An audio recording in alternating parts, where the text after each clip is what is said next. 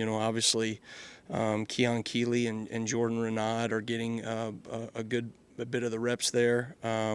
Both of them, it's fun to watch, right, their evolution and their growth over the last 18 months. I think both of them have taken huge strides and big steps towards being able to contribute for us, and so really excited about what those guys can do. And then you've got, some other guys that just got here in Cavante Henry that wasn't able to go through spring ball, and so looking forward to kind of seeing what he can do as well.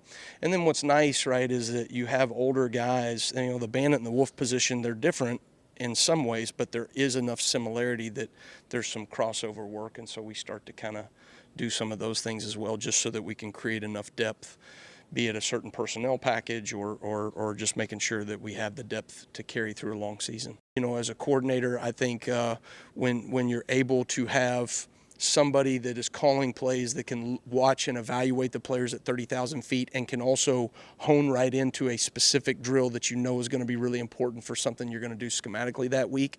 A lot of versatility that for me as a coach, as opposed to just kind of hunkering down on one position.